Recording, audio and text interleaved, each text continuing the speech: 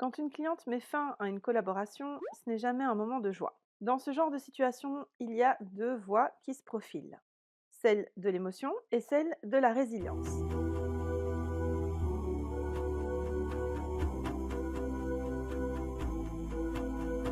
Alors quand je parle de la voie des émotions, je ne te parle pas des émotions saines, évidemment, donc celles des premiers instants. Elles sont parfaitement naturelles. D'abord, t'es pas un robot, et puis il faut laisser le temps à ton cerveau de processer, donc de digérer cette nouvelle, de faire le deuil de cette collaboration et de passer à la suite.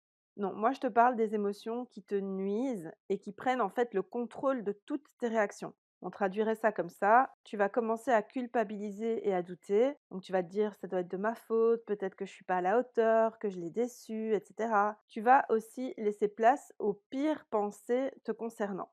Du coup, tu vas te dire des choses comme: «Je ne suis pas assez bien», «Je suis nulle», «Elle a trouvé quelqu'un de mieux que moi», «J'aurais même pas dû commencer dès le début, pour qui je me suis prise» ou encore «Je suis incapable». Ce type de pensée va te conduire vers l'inaction. Parce que tu vas donner le pouvoir à cette prestation, à cette épreuve qui t'arrive là, à cette collaboration ou encore cette relation professionnelle, quelle qu'elle soit, qui s'arrête, tu lui donnes le pouvoir de représenter en fait l'intégralité de ton travail. Au lieu de voir les autres relations qui, elles, continuent et se passent très bien, au lieu de voir le point de vue de la personne qui met un terme à cette relation, d'ailleurs on va y revenir dans un instant, ou encore au lieu d'y voir des opportunités parce que oui, ma sista, derrière cette épreuve, il y a quelques opportunités qui t'attendent. D'ailleurs, ne dit-on pas qu'une porte se ferme et qu'une autre s'ouvre, mais qu'à force de fixer celle qui est fermée, on ne peut pas voir celles qui s'est ou qui se sont ouvertes? Un point à méditer donc. Ce qui t'emmène vers la deuxième voie dont je te parlais, celle de la résilience. Sortez vos dictionnaires, page 18. Ah, ça m'étonnerait que ce soit en page 18. On va un petit peu se pencher sur ce terme, la résilience. Dans le domaine des sciences humaines, on considère la résilience en tant que capacité pour un système donné, donc dans ce cas-ci, le système en question, c'est nous, l'être humain, de surmonter les altérations, donc les changements provoqués par un ou des éléments perturbateurs pour retrouver son état initial et ou un fonctionnement normal. Je te laisse appuyer sur 15 secondes en arrière pour réécouter ma définition si jamais tu as besoin d'y revenir. Pour avancer donc sur cette voie de la résilience, c'est intéressant de commencer par reconnaître les choses pour ce qu'elles sont et de ne pas laisser ton imagination t'emmener sur une pente glissante. Parce qu'il s'agit de la fin d'un contrat, fin de l'histoire. Personne n'a remis en cause tes compétences, ni ta valeur en tant qu'être humain, ni quoi que ce soit d'autre. Enfin, c'est pas cette expérience-ci qui te définit. En plus, si tu te mets à la place de la personne qui entreprend cette action, on en parlait juste avant, ou que tu lui demandes en fait tout simplement pourquoi elle ne souhaite pas continuer. D'ailleurs, ça, je te conseille de le faire dans un processus d'offboarding. Tu sais qu'on parle d'onboarding pour accueillir tes clientes. Je te conseille de procéder à la même méthode, mais pour mettre fin à votre collaboration. On aura l'occasion d'en reparler peut-être dans une prochaine capsule. Mais donc, si tu te mets à sa place ou que tu lui demandes tout simplement pourquoi vous ne continuez pas, tu verras peut-être qu'elle rencontre des difficultés financières ou que du temps s'est libéré dans son organisation et ça lui permet de reprendre cette tâche ou encore que l'objet de votre collaboration, en fait, ne fait plus partie de sa stratégie à l'heure actuelle. Et il y a rien de mal dans tout ça. C'est pas toi qui es en cause, ni elle qui est méchante, ni quoi que ce soit. Je veux dire, on est toutes dans ce bateau pour mener à bien notre business. Donc, prendre des décisions qui peuvent s'avérer parfois difficiles, ça fait partie du voyage. Et forcément, le développement de l'entreprise, ça passe par l'établissement de priorités. Et si ton travail, à ce moment-là, n'est plus une priorité, alors il est écarté. Il n'y a pas de mal à ça. Tu ferais probablement la même chose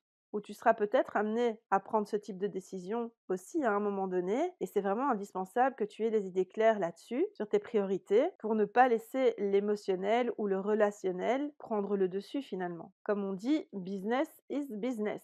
Néanmoins, ça ne doit pas t'empêcher de faire vivre ton business et d'établir tes actions au sein de ton business proprement, correctement, de façon éthique et respectueuse. Revenons-en à cette fin de collaboration. Si ta cliente te prévient dans un délai raisonnable, en plus, c'est un indicateur positif qui te laisse le temps de te préparer à cette nouvelle situation. Par exemple, tu pourrais rappeler les personnes qui sont sur ta liste d'attente pour les prévenir qu'un nouveau créneau va se libérer dans 3 mois. Alors là, je fais une petite parenthèse parce que ça devrait être la norme en fait, que les gens se désengage d'un contrat en prévenant au moins 3 mois à l'avance. C'est un délai raisonnable, mais malheureusement, il y a très peu de personnes qui se soucient de ce délai et laissent les gens comme ça du jour au lendemain. Franchement, moi j'en ai vu avec les membres de la SMS des fins de contrat où on prévient la personne sur WhatsApp, enfin, il y a même pas les formes, il y a rien du tout. Un message: «Le mois prochain, on continue plus», ça va pas du tout ce genre de choses-là. C'est très loin des bonnes pratiques professionnelles. Alors moi, vraiment, je t'encourage vivement à accorder tout le respect dû aux personnes avec qui tu mets fin à un contrat en les prévenant au moins 3 mois à l'avance. Ce sont des personnes qui t'ont fait confiance pour travailler avec toi. C'est la moindre des choses d'être correct à ce niveau-là et de te montrer digne de cette confiance en agissant correctement. Parenthèse fermée. Quand tu as accepté la nouvelle, il est temps d'en tirer des pistes positives et des opportunités surtout.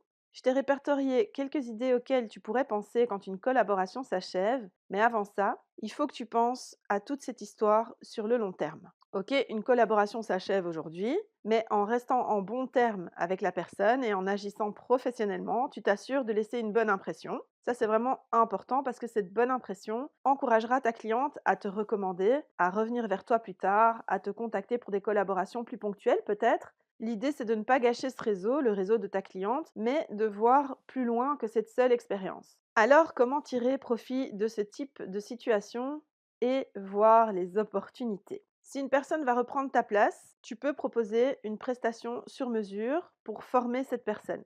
Ensuite, tu peux proposer une prestation supplémentaire de suivi par mail ou par WhatsApp, par exemple. En procédant comme ça, tu vas gagner en autorité et en expertise, en formant une personne et en devenant une référence pour elle. Donc ça, c'est quand même génial. Si personne ne reprend ta place, mais que c'est ta cliente qui reprend les rênes, tu peux aussi lui proposer une prestation sur mesure, soit pour la former de façon simple et qu'elle puisse en fait prendre le pas assez rapidement après toi. Tu peux aussi lui proposer un pack de visuels, par exemple, ou un pack de rédaction ou quoi que ce soit. Laisse place à ton imagination, vois ce que tu fais le plus et qui pourrait la faciliter et pour lequel elle serait prête à payer une prestation supplémentaire pour terminer ce contrat en beauté. Et évidemment, il faut que tu gardes une image clean de prestataire pro auprès de ta cliente actuelle et de son réseau pour qu'elle te recommande. Et elle le fera, c'est presque impossible autrement. Autre opportunité à ne pas négliger, c'est que tu te libères de la place pour une nouvelle cliente avec laquelle en fait tu vas pouvoir revoir tes tarifs. Parce que si jusqu'ici tu avais des tarifs par exemple de débutante ou de niveau intermédiaire et qu'entre-temps forcément tu as acquis de l'expérience, c'est le moment parfait pour revoir tes tarifs à la hausse. Et donc ta prochaine cliente représentera une cliente plus importante en termes de chiffre d'affaires. Et ça, c'est hyper intéressant. Pour clôturer cette capsule, je vais te partager une anecdote. Comme ça, tu vas voir tout le positif qu'il peut y avoir quand une collaboration se termine.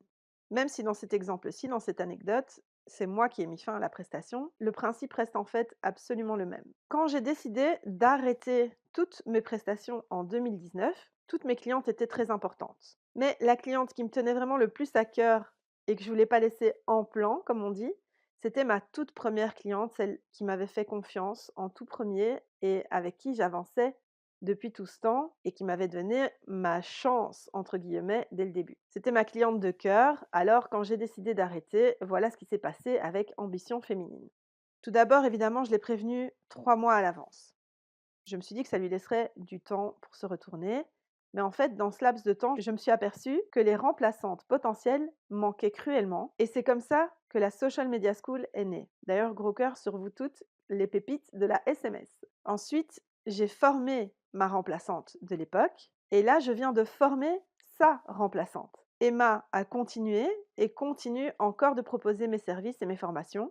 Tu vois que les opportunités ont pullulé, si je puis dire ça comme ça, avec la fin de cette prestation et cette prestation qui s'achevait n'était pas synonyme de déclin ou de mauvaises nouvelles ou de choses sombres en fait, au contraire. Donc la morale de cette capsule, c'est qu'il faut toujours penser sur le long terme et se mettre à la place de la personne aussi. C'est peut-être pas évident pour elle, elle aimerait peut-être continuer avec toi mais malheureusement c'est pas possible. Donc si tu vois que la fin de cette collaboration est logique, même si on va pas se mentir, ça ne t'arrange pas sur le moment même, alors où est le problème? Je suis certaine qu'un bien encore plus grand t'attend juste derrière. Reste ouverte aux opportunités et tâche une fois que tu as digéré la mauvaise nouvelle, de chercher le positif dans ça et de saisir les opportunités qui se présentent.